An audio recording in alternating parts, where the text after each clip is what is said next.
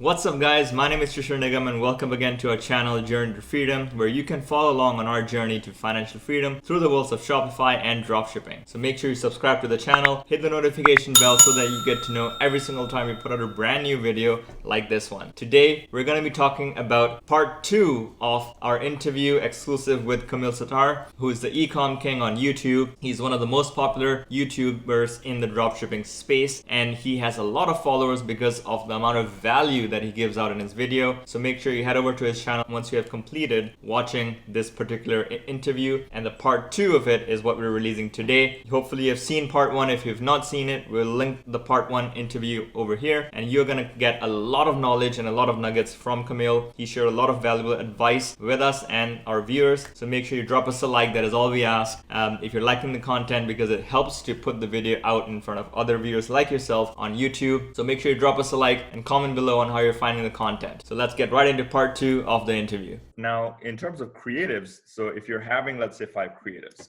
how would you split those out? Will 2 be videos, 2 be images, 1 be carousel, or how do you? Now, it really depends on your product, because it really depends. Some products don't need a video. Some products, photos will do it justice. Some carousels will do it justice. But normally I'm doing videos.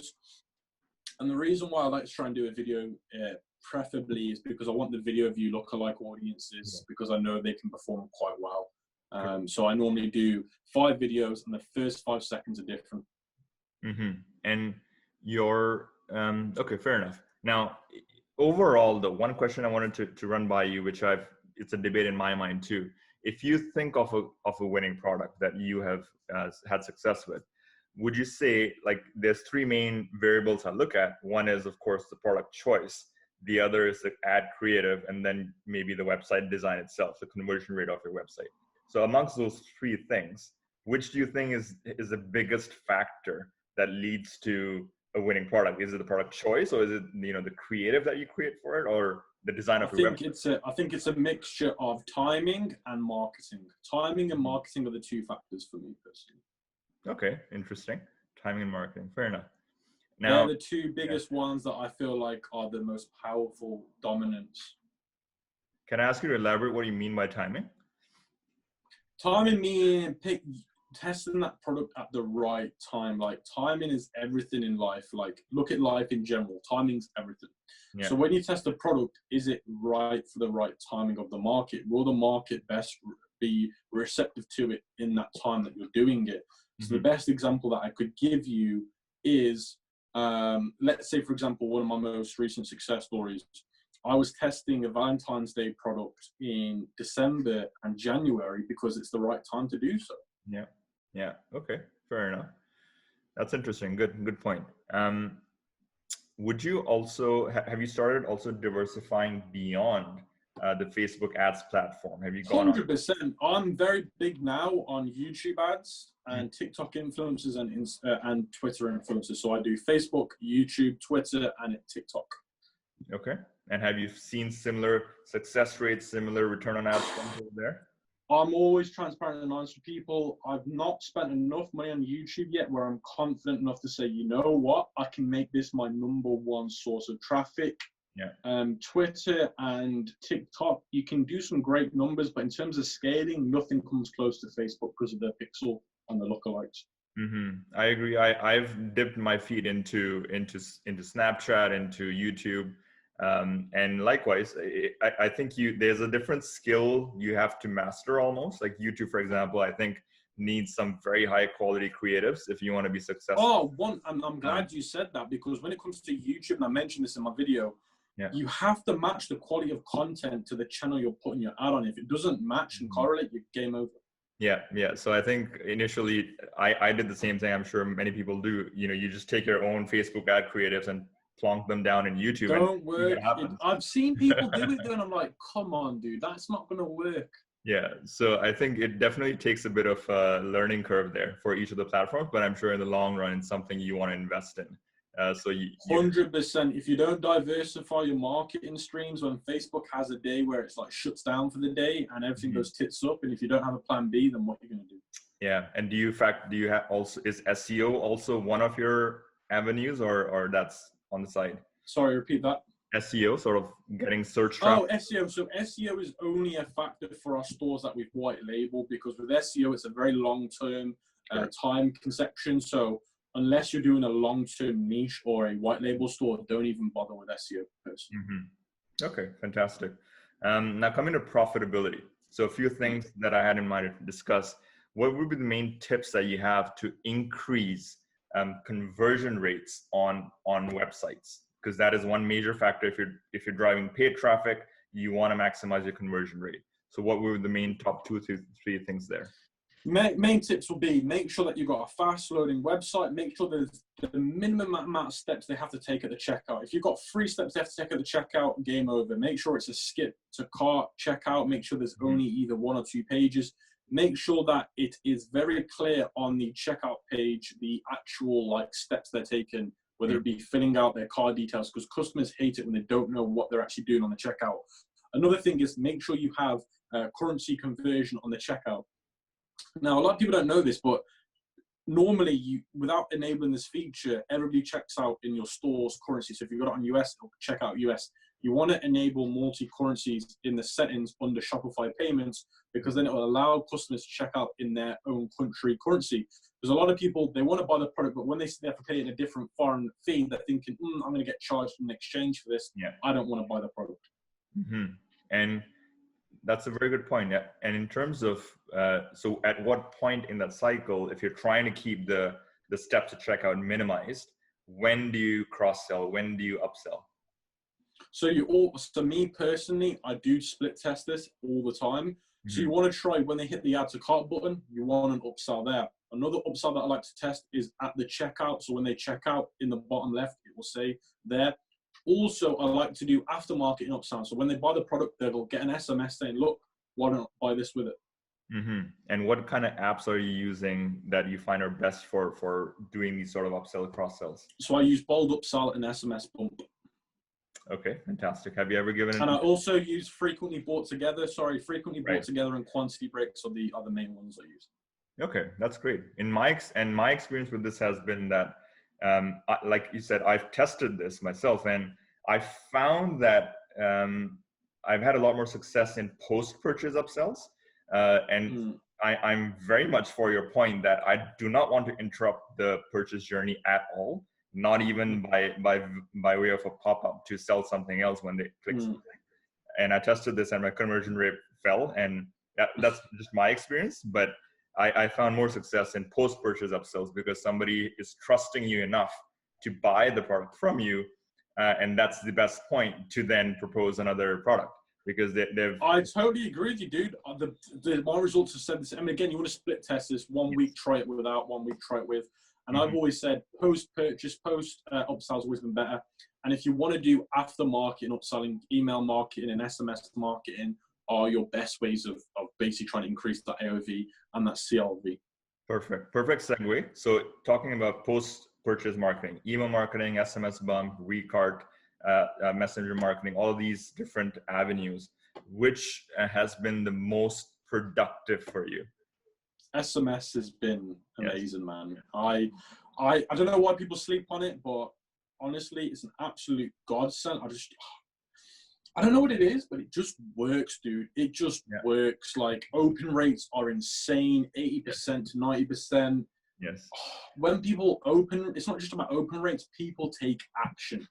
Okay, you can have the best open rate, but it doesn't mean they're going to click. It doesn't mean they're going to take action. But with SMS, they just do it. They literally take action.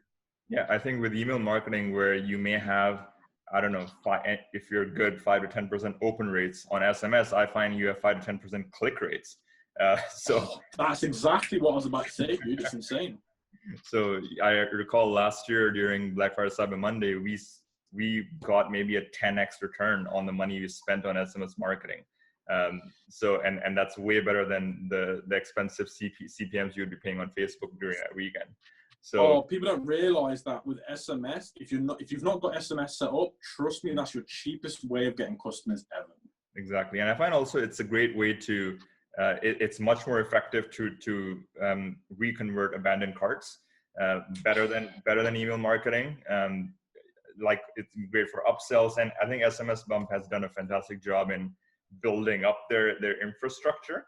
so that it has flows now. It has all of those tools in. Has flows, has segments, has behavioral automations. Dude, if you learn that platform really, really well, I can't explain. If you're spending money on Facebook, bringing somebody to your website, you must invest into SMS. Yes, I completely agree. I think that's one of the best investments that we made as well. SMS Boom. SMS Boom's free, dude. It's free. Like, it's free. You just have to top the balance up so you can send text out. Top it up by $20. Trust me, after $20, you'll see magic. Exactly. Fantastic. Hope you're finding value in the content so far, guys, and if you are, make sure you smash that like button, subscribe to our channel, and hit the notification bell so that you get to know every single time that we put out a brand new video. And make sure you stay till the end of this one to catch all the content, and comment below on what you like and what you'd like to hear about. Stay with us.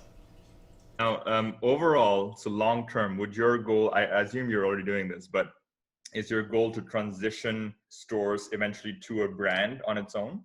100%. Like I always say to people, dropshipping, trust me, is not the big picture. Yeah. Dropshipping is the basic. It's like the baby in this all. Like dropshipping will teach you how to market. Dropshipping will teach you how to do copywriting. Dropshipping will make you maybe $30,000, $50,000 in net profit you can put in your pocket and spend. Dropshipping will teach you all of those important things, but it's important for you to then use that into building a long-term brand. If you spend $100,000 on Facebook ads and you've got a pixel that is seasoned in, let's say, the pet niche, go and build a store in the pet industry. Go and build a white label store in the pet industry. You've got the pixel data. Go run lookalikes from the get-go and look how profitable you'll be. Yeah, fantastic.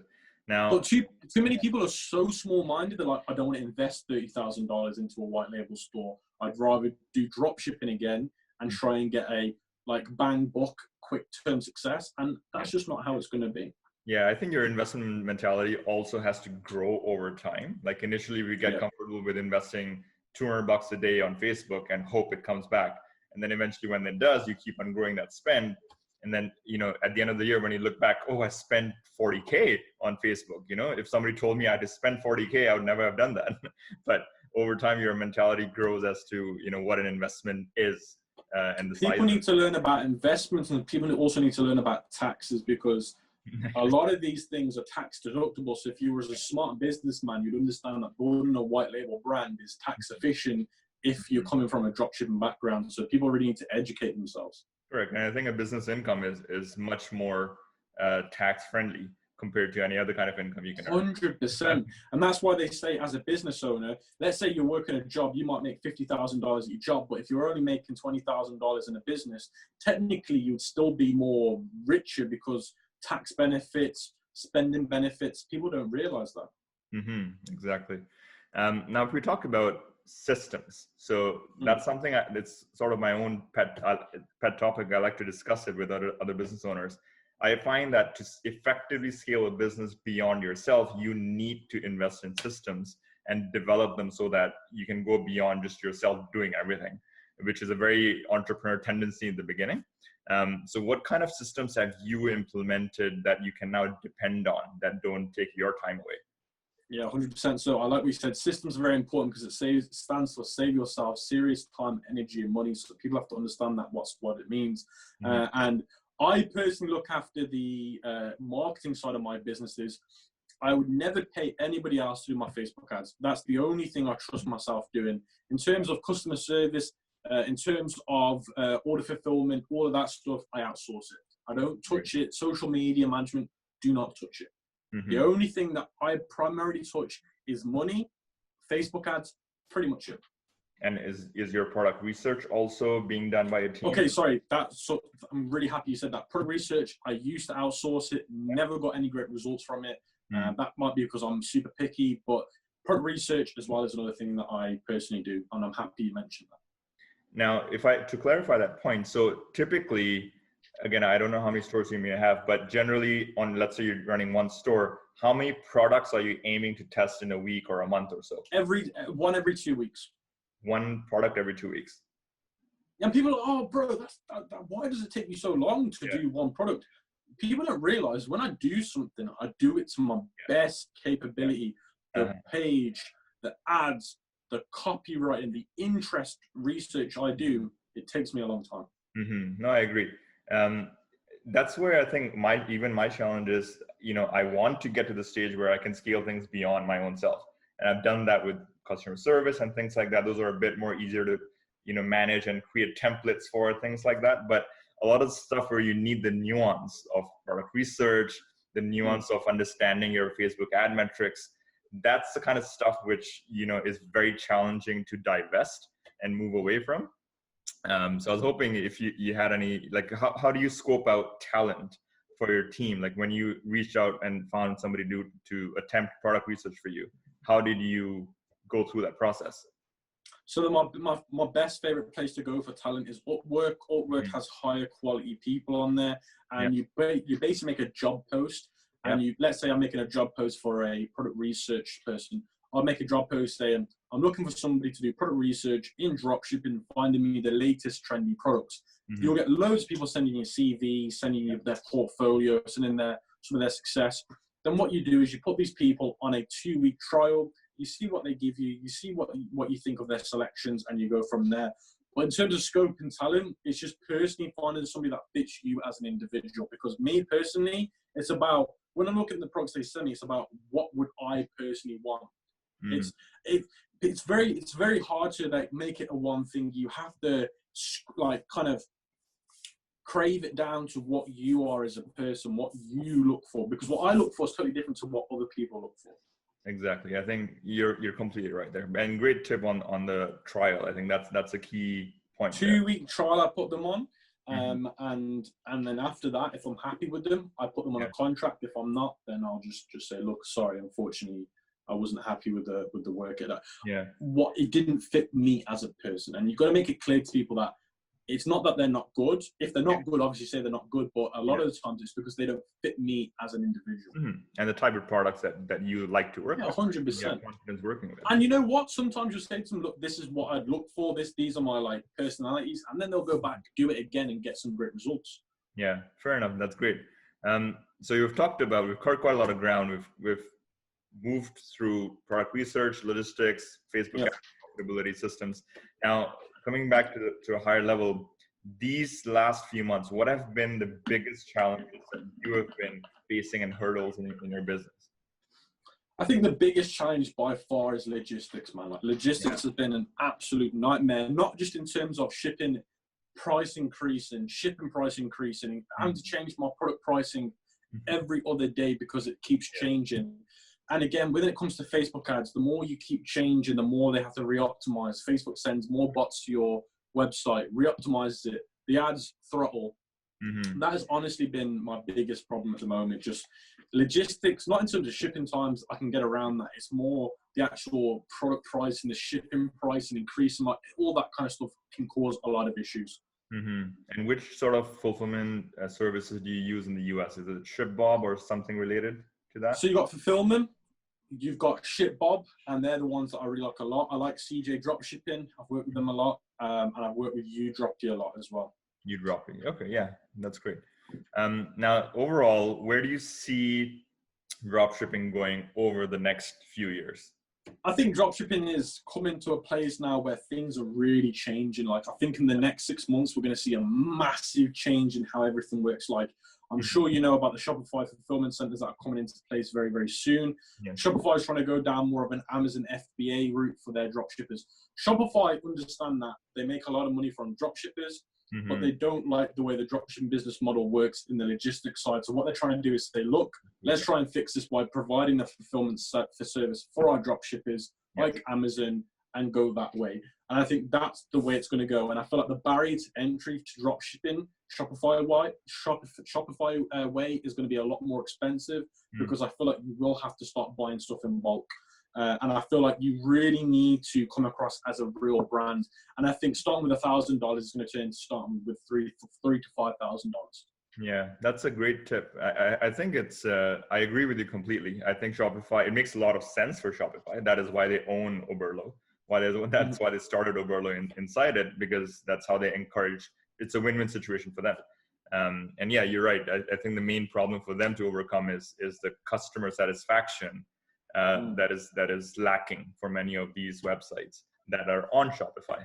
So finally, what would you say are the goals for your own business overall in the next 6 months to a year?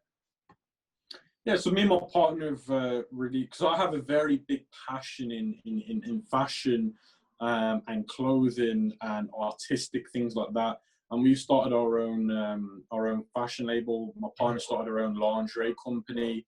And I really want to try and take that to a level where it's a high street brand. It's not like a dropshipping brand or one of those. It's like a proper high street brand. So I really want to try and elevate us to be like another Victoria's Secrets or something like that. That's very cool.